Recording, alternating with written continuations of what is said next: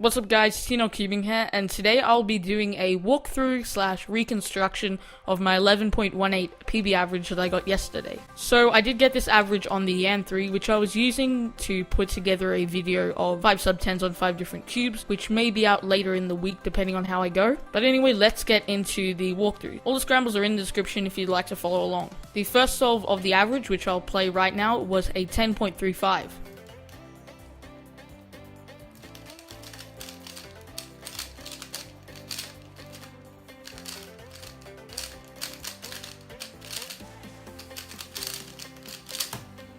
So let's get right into the reconstruction of that solve. So when I got the scramble, I decided to do white because I felt it had the best cross. I saw that these two cross pieces were already in, and this one was a D2 off, which I thought I would utilize. And that's because I saw these two pieces, which could easily be inserted to be a D2 off as well. So I started by putting this red edge over here to the orange and bringing that down.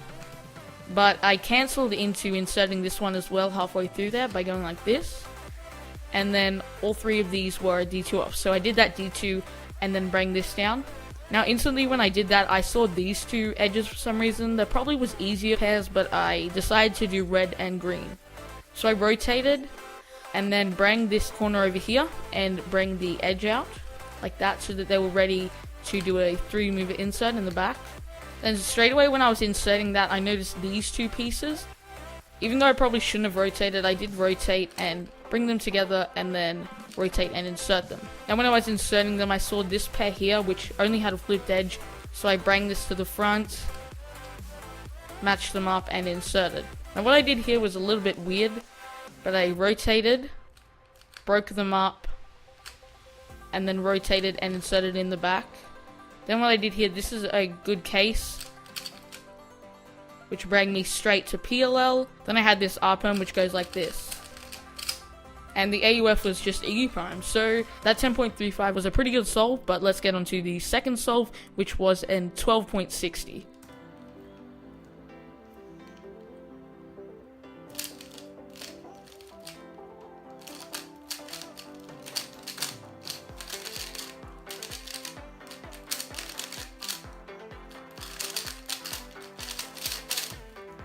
So let's see how I did that solve. So I started by seeing these two edge pieces which could both with an R prime be lined up to their center. So I did that, and then I did a U prime to line this red one up with its center. Then I did a B prime and an F to bring both of those down. And then I bring this edge piece down. Halfway through though, I cancelled and brought this out because I didn't really want it down there. So I bring it to the top and then continued to line that edge up before doing a U and bringing that down. Now once I done my cross, I did take a 1.5 pause, which definitely wasn't good for the solve, but I really couldn't see anything in the front, so I looked like this and I saw these two pieces, which were really easy to insert in the back. Then while I was doing that, I saw this pair was broken up and was really easy to just line up like that and then rotate and insert in the back. Now when I was inserting that in the back, I saw this pair which had been matched up for me. So I inserted that. Then what I really should have done here was a wide D2, but I didn't really think of that, and I rotated while doing the U2 and did a triple sexy to insert that last pair. Next I did 2 look OLL like that, and then I got a G perm which I don't know, and I did 2 look PLL by doing a T perm, and then I had an A perm at the end. Even though I did 4 look last layer, it still ended up being a pretty good solve because I didn't have that many pauses and had pretty consistent TPS through the whole solve. And so yeah, that was that solve.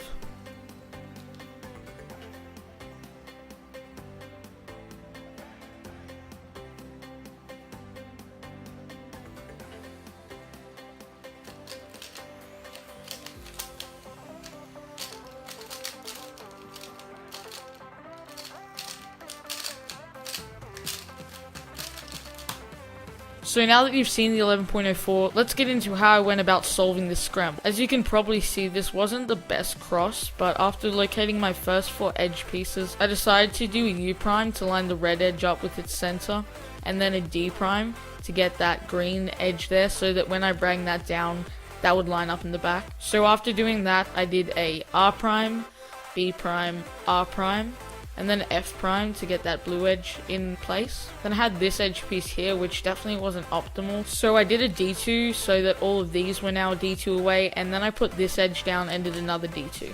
Then this edge was already paired up, so I rotated and inserted in the back.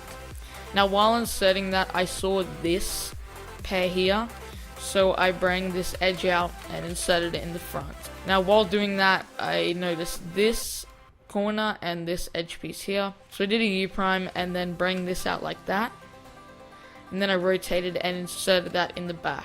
Next it was these two, and so I bring that out, insert in the back, and then I had this OLL here that just went like this, and then that brought me to a F perm. So that was solve 3. Let's get into the next solve.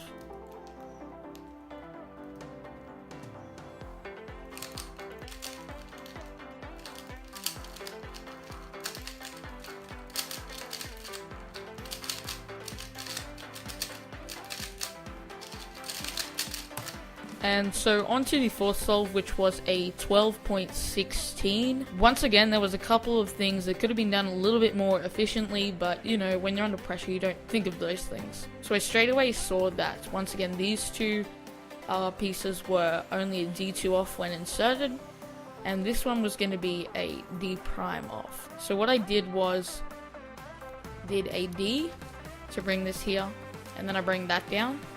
Now these two usually could just be solved with a D prime, but instead, keeping in mind that these two would be a D2 off, I did a D, and then both of those would be a half turn off, and then I inserted these two, and then did a D2 to line it all up. There were definitely some easier pairs around here, but I decided to go for this blue and red. So I did a Y, and I still couldn't see the piece, so then I did a U2 and another Y, and then I saw these two, and then did this case once again and inserted in the front. As I was inserting that, I saw these two pieces, rotated, broke them up, and inserted them in the back. Now instantly I saw these two, I did a U2, did this case, which has been popping up so frequently in these solves, and inserted that in the front. Then I did a Y2, broke those two up, and then inserted them in the back. Then I did 2 look OLL, ended up with a soon, which was nice, and then a T-perm. So that was at 12.16. Let's get into the final solve.